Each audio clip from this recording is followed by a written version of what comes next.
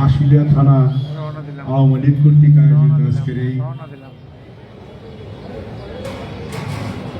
পুষ্পমাল্য অর্পণের অনুষ্ঠানের সম্মানিত সভাপতি, আশুলিয়া থানা আওয়ামী লীগের সংগ্রামী সভাপতি শ্রদ্ধেয় বড় ভাই ফারুক হাসান তুহিন ভাই, এখানে বক্তব্য রেখেছেন পাথালে ইউনিয়নের লৌহমানব, যিনি দ্বাদশ জাতীয় সংসদ নির্বাচনে আমার পক্ষে প্রধান উপদেষ্টা এবং সমন্বয়কারীর ভূমিকা পালন করেছেন, রাত দিন পরিশ্রম করেছেন।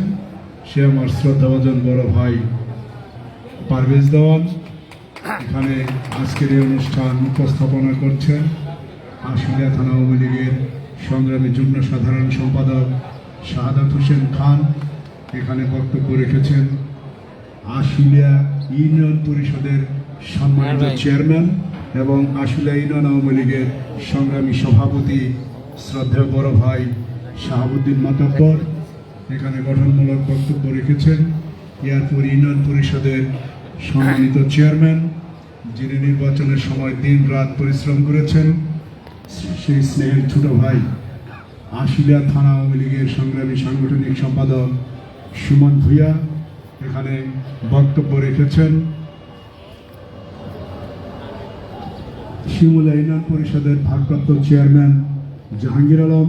এখানে বক্তব্য রেখেছেন বিভিন্ন ইউনিয়ন আওয়ামী লীগের সংগ্রামী সভাপতি সাধারণ সম্পাদক বৃন্দ, থানা আওয়ামী লীগের সম্মানিত নেতৃবৃন্দ। আমার সামনে উপস্থিত আশুলিয়া থানা আওয়ামী লীগের সকল সদস্যবৃন্দ, বিভিন্ন ইউনিয়ন আওয়ামী লীগের সভাপতি সাধারণ সম্পাদক, ওয়ার্ড আওয়ামী লীগের সকল নেতৃবৃন্দ, সকল সহযোগী সংগঠনের নেতৃবৃন্দ, উপস্থিত ইলেকট্রনিক্স মিডিয়া ও প্রিন্ট মিডিয়ার সকল সাংবাদিকবৃন্দ, আসসালামু আলাইকুম। আমি প্রথমেই কৃতজ্ঞতা জানাই গণপ্রজাতন্ত্রী বাংলাদেশ সরকারের মাননীয় প্রধানমন্ত্রী, আওয়ামী লীগ সভাপতি জননেত্রী শেখ হাসিনার প্রতি। উনি যদি এই নির্বাচনে আওয়ামী লীগের নেতাকর্মীদেরকে নির্বাচনে অংশগ্রহণ করার জন্য উন্মুক্ত করে না দিতেন, তাহলে আমি সংসদ সদস্য হতে পারতাম না, কারণ আমি নির্বাচনই করতাম না। দলের বিদ্রোহী প্রার্থী হয়ে নির্বাচন আমি কোনোদিনই করতাম না। আমি সবসময় বলেছি, আমার কাছে এমপি মন্ত্রীর চেয়েও অনেক বেশি গুরুত্বপূর্ণ দলের পদ। আমি কৃতজ্ঞতা জানাই আমাদের বাংলাদেশ আওয়ামী লীগের সাংগঠনিক সম্পাদক, ঢাকা বিভাগের দায়িত্বপ্রাপ্ত নেতা, জামালপুর থেকে 6 বার নির্বাচিত মাননীয় সংসদ সদস্য আমার শ্রদ্ধাভাজন নেতা মির্জা আজম ভাইয়ের প্রতি। উনি আমাকে প্রথম বলেছেন, দল থেকে কোনো প্রকার অ্যাকশন নেওয়া হবে না, দল থেকে বরঞ্চ উৎসাহিত করা হবে। তুমি যদি নির্বাচন করতে চাও তাহলে সংসদ নির্বাচনে অংশগ্রহণ করতে পারো। আমি আমার শ্রদ্ধেয় নেতা মির্জা আজম ভাইয়ের এক কথায় রাজি হয়ে আমি ইউনিয়ন পরিষদ থেকে পদত্যাগ করে নির্বাচন করার সিদ্ধান্ত গ্রহণ করেছি, যার কারণে আপনাদের সকলের প্রচেষ্টায় আমি সাভারের সংসদ সদস্য নির্বাচিত হয়েছি।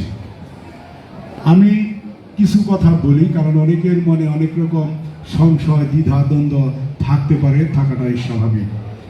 দ্বাদশ জাতীয় সংসদ নির্বাচনে আমরা অনেকেই 3 ভাগে বিভক্ত হয়ে নির্বাচনে অংশগ্রহণ করেছি।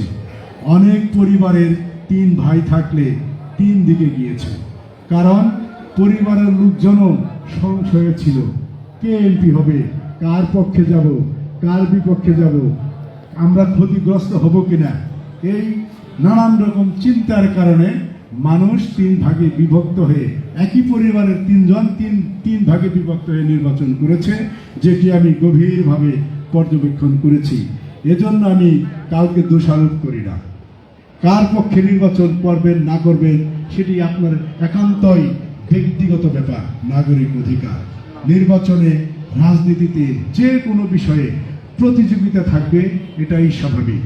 প্রতিযোগিতা যখন প্রতিহিংসায় পরিণত হয়, তখনই অস্বাভাবিক একটি পরিবেশের সৃষ্টি হয়। আমার শ্রদ্ধেয় বড় ভাই পারভেজ দেওয়ান ভাই বলেছেন, এই নির্বাচনে আমি অনেক প্রার্থীর অনেক বক্তব্য, প্রার্থীর সমর্থকদের বক্তব্য আমি পর্যবেক্ষণ করেছি। ব্যক্তিগতভাবে কাউকে কটাক্ষ করে বক্তব্য দেওয়া আমি মনে করি কোনো ব্যক্তিরই সমীচীন নয়। আপনি একজনের পক্ষে নির্বাচন করেন, তার গুণগান গান, তার পক্ষে যত প্রশংসা করার দরকার, তার পক্ষে ভোট নেওয়ার জন্য আপনি তার গুণগান সারাদিন গান, কেউ তো না করে নাই। যখন আপনি আরেকজন প্রার্থীর বদনাম করবেন, মিথ্যা অপপ্রচার করবেন, তখন কিন্তু মানুষ আপনাকেই ভালোভাবে নেবে না। আমি যখন ধামসোনা ইউনিয়ন পরিষদের চেয়ারম্যান সাভার, তখন আমি সাভার উপজেলা আওয়ামী লীগের সাংগঠনিক সম্পাদক, পরবর্তীতে যুগ্ম সাধারণ সম্পাদক। আমি অনেক রাজনৈতিক মিটিংয়ে এবং অনেক সরকারি মিটিংয়ে আমি অংশগ্রহণ করেছি। আমার জন্য চেয়ারম্যান হিসেবে নির্ধারিত একটি চেয়ার ছিল। যখন আমি দেখেছি আমার একজন সিনিয়র নেতা সেখানে গিয়ে চেয়ার পায়নি, দাঁড়িয়ে আছে, সে আমার চেয়ে বয়সে বড়, দলীয় পদ হয়তো আমার চেয়ে ছোট, আমি তাকে দেখে কিন্তু চেয়ার ছেড়ে দিয়েছি। সামনের সারি থেকে চেয়ার ছাড়তে ছাড়তে আমি পেছনের সারিতে গিয়ে বসেছি। এমন নজির সাভারে বহু আছে। এটি সাভারে কিন্তু প্রচারও আছে যে সাইফুল একজন মুরব্বীকে দেখলে, একজন সিনিয়র মানুষকে দেখলে চেয়ার ছেড়ে দিয়ে তাকে সম্মানিত করে। এজন্য কিন্তু আমার সম্মান কোনোখানেই কমে নাই, বরঞ্চ বিভিন্ন মহলে আলোচনা হয়েছে যে সাইফুল একজন মুরব্বীকে দেখলে তাকে সম্মান করে নিজের চেয়ারটি ছেড়ে দেয়। এই সম্মান করার কারণেই আমি কিন্তু আজকে আপনাদের সকলের সহযোগিতায় সম্মানিত হয়েছি। একজন সংসদ সদস্য মানুষের ভোটে কত সম্মানিত হয়, কতটা সুযোগ সুবিধা সে ভোগ করে, আমি সংসদ সদস্য হওয়ার পরে সেটি আমি বুঝেছি।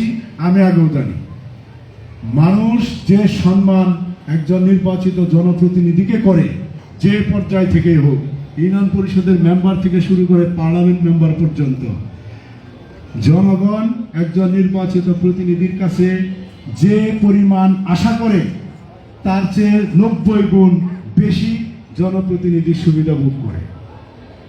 10% সুবিধাও মানুষ চায় না। এই 10% সুবিধাই নির্বাচিত জনপ্রতিনিধিরা মানুষকে দিতে অনেক সময় ব্যর্থ হয়। আমি বলি না সবাই হয়, অনেকেই অনেক সময় ব্যর্থ হয়। আমরা যদি মানুষকে মূল্যায়ন না করি, পরবর্তী নির্বাচনে মানুষ আমাদের ভোট দিবে কেন? আমরা গত নির্বাচনে যেভাবেই বিভক্ত হয়েছি, আমরা যাতে ভবিষ্যতে সবাই ঐক্যবদ্ধ থাকি। গত মঙ্গলবার আজান হচ্ছে, আমি একটু পরে বক্তব্য দিই।